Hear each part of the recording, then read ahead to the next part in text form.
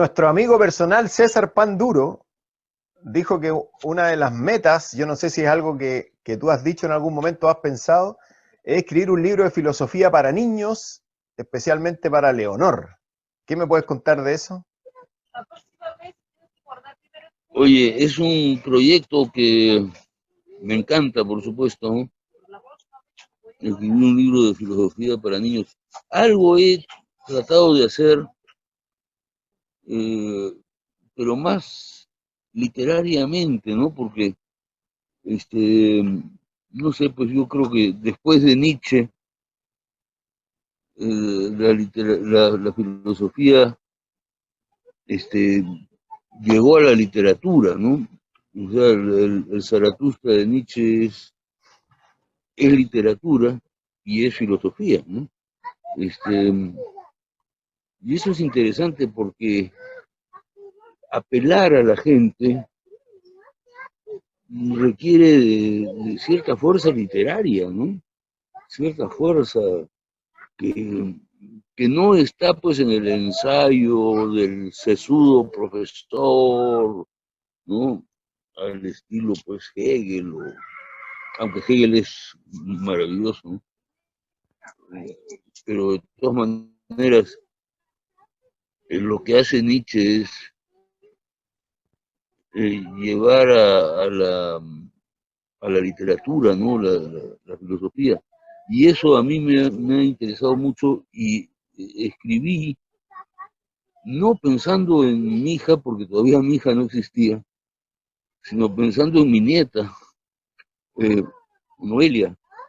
Y le, pensé en hacer una especie de tratado político para niños, ¿no? Para niños, por supuesto muy ecologizante, ¿no? Con mucha, el tema de la ecología pues es un tema grande, ¿no? Es un tema que hoy día nos tiene que interesar muchísimo, ¿no? Cuando pensamos pues en las islas de basura plástica que hay en los océanos, ¿no? Por ejemplo, ¿no? Es una cosa horrenda, ¿no? Y es el maltrato hacia la naturaleza de parte del hombre moderno, ¿no? Que somos nosotros mismos, ¿no? Entonces yo he escrito algo en ese sentido, pero César Panduro insiste mucho y es una linda idea, ¿no?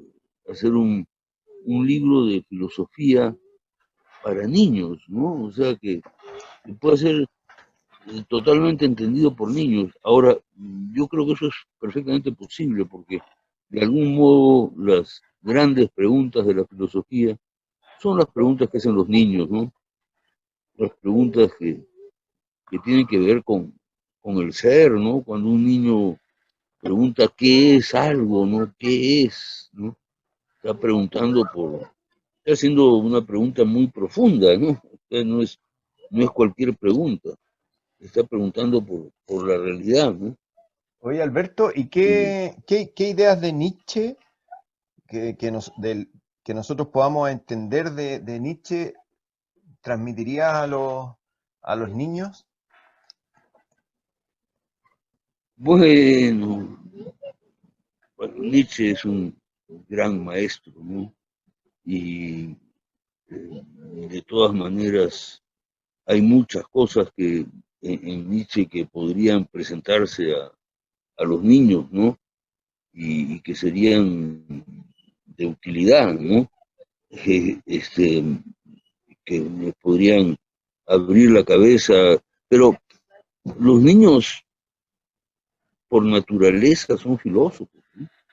Por naturaleza, diría yo, este, son contemplativos, ¿no?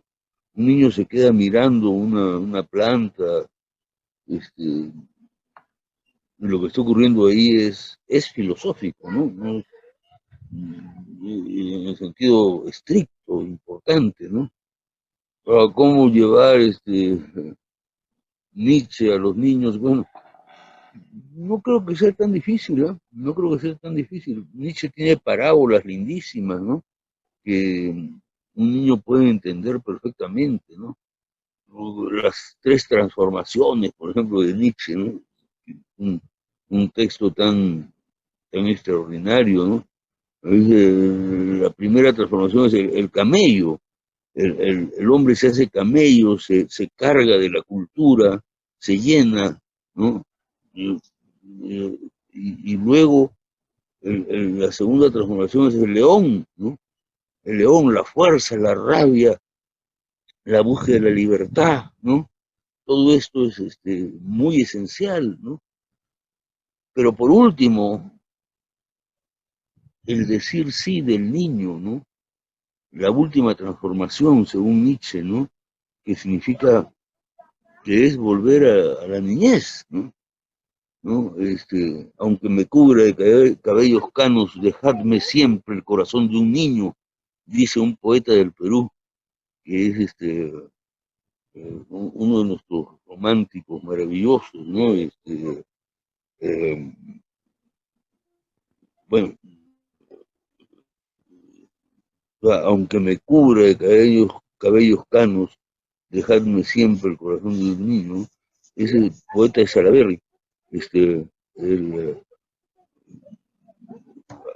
Salaberry, el hijo de Salaberry, Felipe Santiago Salaberry, que fue un personaje de la política peruana después de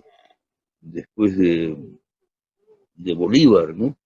Cuando se agarraron ahí a pelearse entre todos, en fin, cosas de historia que a mí me parece que no les interesa mucho a los chilenos, ¿no?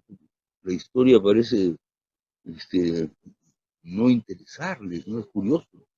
Yo he estado viendo, por ejemplo, que de mis amigos chilenos, digo, ¿sabes tú de qué se trata con los 13 de la Isla del Gallo? Ninguno sabe, ¿no? Los 13 de la Isla del Gallo, pero los 13 de la Isla es un episodio épico que está en el comienzo de Chile y del Perú, por supuesto, ¿no? Ese Pizarro, pues, que marca con su espada el suelo y le dice, por aquí se va al Perú a ser ricos y por aquí se regresa a Panamá a ser miserables. Y 13 de esos personajes cruzaron la línea, ¿no? Cruzaron la línea, ¿no? Como Johnny Cash. Eh, Cruzaron la línea y esos 13 fueron, bueno, los que se quedaron con Pizarro, ¿no? Los que tuvieron la fuerza para, y tuvieron la fuerza épica, digamos, para seguir adelante. Porque esa conquista, por supuesto que yo no soy hispanista, ni mucho menos, pero hay que reconocer que esa conquista de estas tierras fue una cosa de mucho valor, ¿no? De mucho valor, ¿no? Pizarro puede haber sido también un asesino, muchas cosas, pero una de las cosas que es un hombre de gran valor, ¿no? De gran valor, de gran valentía, ¿no? Un loco, por supuesto, pero conquistó un imperio, ¿no? Y apresó al Inca Atahualpa, ¿no? En fin, pero la historia, ¿no? En general las humanidades, ¿no? Porque hablar solo de la filosofía no tiene mucho sentido, ¿no? Es las humanidades, la literatura, la historia, la antropología, lo que tiene que ver con los hombres, la psicología, ¿no? Son disciplinas, pues, que eh, para mí son muy importantes. Yo he sido profesor de filosofía 25 años, o sea que después me escapé para dedicarme a ser agricultor, pero eso es ya un asunto personal, ¿no? Pero sí, César Panduro quiere que escriba ese libro de filosofía para niños. Oye, Alberto, Y de repente, pues ya, ajá, en ese libro, de repente ya. me dices que en ese libro estaría algo de Nietzsche. Yo te quiero hacer dos preguntas de eso. ¿Tú leíste a Nietzsche en su idioma original? Y, y segundo, Te después de... podría decir que, te podría decir que sí, pero no toda la obra de Nietzsche, no. La mayor parte la he leído en las magníficas traducciones de Alianza Editorial, de Andrés Pedro Sánchez Pascual, que es un estupendo traductor. Pero en el caso de el Zaratustra, sí puedo decir que lo he leído en alemán porque lo leí casi como un ejercicio, ¿no? Traduciéndolo, y me tomó varios meses, pero lo hice, ¿no? Como he hecho otras cosas con otros idiomas, de los cuales no tengo pues una verdadera pericia, ¿no? O sea, yo no puedo decir que sepa alemán, pero sí hice mis ejercicios de alemán y traduje el Zaratustra de Nietzsche hasta la última página, ¿no? En mi ya lejana juventud, ¿no? Oye, ¿y qué Y lo hice tendría? porque me interesaba mucho Nietzsche, ¿no? ah, ¿Hay algún escritor después de Nietzsche que se le pueda comparar, digamos? Bueno, la filosofía alemana siempre ha sido maravillosa, ¿no? Y yo soy un aficionado a Heidegger, lo he leído bastante en traducciones, ¿no? Y traducciones, muchas veces traducciones al inglés, ¿no? Porque en alemán no tenía la pericia para hacerlo, ¿no? Pero Heidegger es un inmenso filósofo. Luego, pero claro, es un inmenso filósofo con un aura muy extraña, ¿no? Porque inclusive el que fuera nazi, ¿no? Es, cuesta trabajo, ¿no? A todos los que admiramos a Heidegger nos cuesta trabajo saber que fue nazi, ¿no? Que aceptó ser nazi. Hay otros filósofos alemanes que a mí me han interesado muchísimo, particularmente Jaspers, ¿no? Que además me parece un filósofo mucho más modesto, a pesar de que tenía una erudición maravillosa, ¿no? O sea, no es que le faltara conocimiento ni inteligencia, porque Jaspers es inmenso, ¿no? Es un gran filósofo, ¿no? Y a mí me fue muy importante en una época, ¿no? Incluso me ayudó mucho para preparar mis cursos, ¿no? Jaspers es un lindo filósofo, ¿no? Que por supuesto sigue leyéndose y se seguirá leyendo durante mucho tiempo, ¿no? Pero esos dos, Heidegger y Jaspers, han sido para mí muy, muy importantes, ¿no? Aparte de Oye, otros autores, por supuesto. oye, ¿y ese libro hipotético que se lo haríamos de filosofía para los, para los niños que tendría ideas de Nietzsche? ¿Cómo tendríamos una sociedad después? ¿Cuáles serían los efectos de esa semilla de Nietzsche en los libros de filosofía de los niños? ¿Cómo serían de adultos? ¿Qué aspecto tendría esa sociedad, según tu parecer? Mira, quizás sea yo filósofo, quizás, ¿no? Porque que un peruano sea filósofo es una cosa muy rara, ¿no? O sea, pero lo seguro es que no soy ningún augur, ¿no? O sea, yo no voy a adivinar el futuro, yo no sé lo que va a pasar, tengo tantas dudas respecto de la educación de mi hija, por ejemplo, de mi hija tiene ahora 3 años, ¿no? No tengo la menor idea, o sea, me rompo la cabeza pensando qué cosa es la educación hoy día, qué cosa es lo que, ¿no? Lo único que tengo yo claro es que yo quisiera que mi hijita aprenda idiomas, ¿no? Que sepa idiomas, por supuesto inglés, que lo maneje perfectamente de arriba abajo, ojalá que alemán, y si le surge una vocación intelectual de otro tipo, ojalá pues que el griego clásico y latín, esas lenguas que hoy día se desprecian, ¿no? Las desprecian, qué sé yo, los empresarios de la cultura, digamos, ¿no? Sí. No, que son tonterías. Yo creo que no es así. Yo creo que los grandes filósofos griegos tienen todavía muchísimo que decir, en particular Platón, ¿no? Creo yo que, y bueno, ojalá porque mi hijita quiera aprender griego clásico, me daría un gusto inmenso, ¿no? Pero yo no lo sé tampoco, ¿no? Cuáles serán sus inclinaciones. Lo que sí para mí es claro es que yo soy un libertario, ¿no?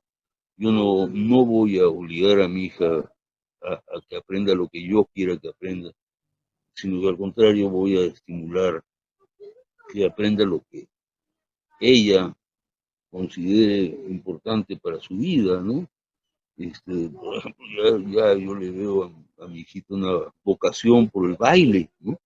Y me encanta, ¿no? Me parece tan lindo y ojalá que eso lo cultive y lo tenga toda su vida, ¿no? Bailar, imagínate, es de las cosas más lindas. Yo que soy un poco patadura, ¿no? Aprecio mucho la posibilidad de que mi hija sea una bailarina, ¿no? Pero bueno, no sé qué puedo decir yo sobre el futuro de la educación. La verdad es que tengo las mismas dudas que tiene cualquier persona inteligente entre nosotros, ¿no? ¿Y No sabemos. cómo fue la educación de tus 4 hijos que ya son adultos? Bueno, yo siempre fui un libertario con ellos. Eh, Fueron a colegios normales, busqué los mejores colegios, traté de que fueran los mejores colegios. Mi hija mayor habla 4 idiomas, ¿no?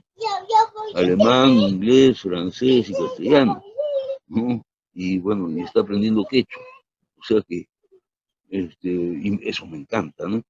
Me encanta que con los demás no fui tan cuidadoso quizá, pero sí hablan varios idiomas, ¿no? Y eso me parece importante. Pero fueron a colegios normales, ¿no? Con los cuales yo no siempre estaba de acuerdo. Yo me peleé varias veces con los directores de esos colegios y con la psicóloga del colegio en fin, no estuve del todo satisfecho con esa educación, como no estuve satisfecho con mi educación, ¿no? Yo creo que el colegio en el que estuve yo, el colegio que me hicieron desperdiciar el tiempo, ¿no? Porque yo pude haber hecho mucho más. Y mi colegio era un colegio, yo diría, bueno, pituco, se entiende esa palabra, no sé. Sí, Era un sí, sí, sí. colegio de clase alta, pero sin ninguna calidad en cuanto a la educación, ¿no? Sin ninguna calidad. En el fondo, yo comencé a leer, por ejemplo, cuando llegué a la universidad, ¿no? A leer, en fin, de todo, filosofía, historia, lo que fuera, por influencia del doctor Honorio Ferrero, de mis profesores que tuve, la verdad es que profesores de primera, ¿no? De gran nivel, ¿no? En la Universidad ¿Y de Lima, ¿no? y la educación que tú recibiste en el colegio me dices que no fue muy buena como tú hubieses querido, pero después la educación que tú recibiste en la universidad, qué opinión te merece? ¿Se acerca al ideal de educación que tú tienes? Bueno, por lo menos me abrieron al mundo de la cultura, ¿no? Me abrieron a las grandes cosas, ¿no? Eh, Comencé a leer a Platón, ¿no? Este, lo cual para mí significó la apertura de un mundo, ¿no? De la filosofía, no solo la filosofía, las humanidades en general, ¿no? O sea, me abrió la universidad. Podría ser defectuosa también, pero había gente, pues, de primerísima, ¿no? Como el doctor Cisneros, por ejemplo, ¿no? Luis Jaime Cisneros, ¿no? Un gran intelectual del Perú, ¿no? El doctor Honorio Delgado, no, Delgado no, sino Honorio Ferrero, que era un italiano que había llegado a la Universidad Católica, y en realidad fue el centro de la Universidad Católica en letras, ¿no? Cuando yo llegué ahí, ¿no? Y el doctor Ferrero había sido discípulo de importantes pensadores en Italia, ¿no? Y llegó después de la guerra, bueno, pero era un hombre de una formación impecable, ¿no? Que había leído todo y que había estudiado en serio a los filósofos, ¿no?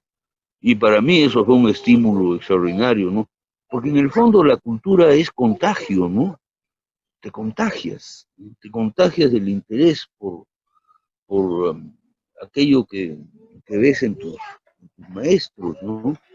Y bueno, ese contagio sí, debo reconocerlo que se realizó bien y con fuerza en la Universidad Católica de Lima, donde yo estudié. Y luego yo viajé 2 veces, he viajado, una vez a España, donde estuve un año, y luego estuve en Escocia un año también. En fin, tuve la suerte de que mi padre estuvo dispuesto a financiar mis estudios, porque yo no tuve beca, nada por el estilo, ¿no? Y después regresé a la Universidad Católica y gracias a Salomón Lerner entré como profesor y he sido profesor ahí más de 20 años, ¿no? Cuando a Lo ti cual te me gustó toca, mucho, ¿no? cuando a ti te toca ser educador, porque hasta el momento has recibido siempre educación. Hablamos de la educación que quieres que reciba Leonor, hablamos de la educación que recibieron tus hijos, después de la educación que recibiste tú. Pero ¿qué pasó cuando tú tuviste la oportunidad de educar? Fuiste profesor de la universidad. ¿Pudiste hacer cosas que tú imaginas que son las que tiene que tener la educación o no se podía cuando fuiste profesor? Mira, yo fui también un libertario en materia de educación, ¿no? Y este, yo pensaba siempre que un curso de filosofía era un curso para pensar, ¿no? Y por lo tanto, el asunto de la nota, calificación, ¿no? Aquí en Chile es de 0 a 7, ¿no? Sí. En el Perú es de 0 a 20, ¿no? Bueno, pero eso no tiene ninguna importancia. La cosa es que hay una nota, ¿no? Calificas, ¿no? Bueno, yo insistí con mis alumnos en que el curso de filosofía no podía tener como cuestión central la nota, ¿no? Sino que más bien era un curso para pensar libremente. Y pensar libremente no requiere pues que se esté uno preocupando por aprobar el curso, ¿no? Me parece que, bueno, ciertamente un curso sobre construcción de puentes es muy importante, pues, que los alumnos sepan construir puentes para que no se les caigan, ¿no? Pero en el caso de un curso de filosofía, la cosa es otra. No se trata de construir puentes, sino de pensar, ¿no? Y pensar es siempre algo que tiene que hacerse con libertad. No puede hacerse, a nadie podemos obligar a pensar, imposible, ¿no? El pensar tiene que ser algo que surge por necesidad interior, ¿no? En el fondo, el pensamiento es parte de la vida espiritual. Sí, ¿y lograste dar vida a esa idea? ¿Quedaron de lado las notas durante los 20 años que fuiste profesor? Bueno, yo fui ¿Sientes que, avanzando en esa sí, dirección. Alberto, sientes que tus alumnos efectivamente dejaron de lado ese concepto de la nota y pudieron y recibieron lo que tú querías, lo que entiendo que tú querías transmitir? Mis buenos alumnos, sí, te diré, mis buenos alumnos, los otros, pues simplemente eran bultos, ¿no? ¿Qué vamos a hacer, no?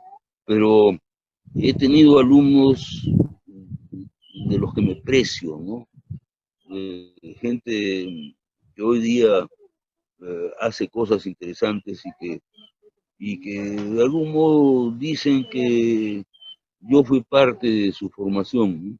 Y eso me interesa, ¿no? Oye, pero hablamos demasiado de mis poemas, ¿qué pasó? Sí, yo te quiero hacer otra pregunta. Eh, ¿Habrían algunos adjetivos, hay algunas características que tiene que tener, dos o tres, que tú me pudieras contar que son que tienen que estar presentes en la educación que tú consideras que es la educación ideal o mejor a la que tenemos ahora? Bueno, insisto, ¿no? Para mí es fundamental la libertad, ¿no? O sea, sin una libre inquisición, sin una búsqueda de la persona misma, no hay nada que hacer, ¿no? No hay nada que hacer. O sea, si no hay, si no hay esa premura por aprender, por estudiar, por leer, ¿no? ¿Qué vamos a hacer? No, no hay nada que hacer, ¿no? Yo pienso que sí, la gente joven en general tiene ganas de aprender, tiene ganas de estudiar, y muchas veces les quitan las ganas, ¿no? Como decía un amigo mío, ¿no? En estas épocas, si alguien tiene talento musical, lo obligan a estudiar administración de empresas, ¿no? Y bueno, se perdió un talento musical.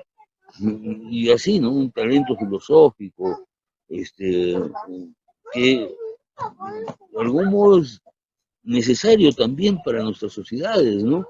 Santo Tomás de Aquino, pues, decía que la contemplación no es cosa para todos, ¿no? Pero que es indispensable para la sociedad, ¿no? O sea, tiene que haber inteligencia, de lo contrario, ¿no? ¿A dónde vamos, no? Entonces, por supuesto, no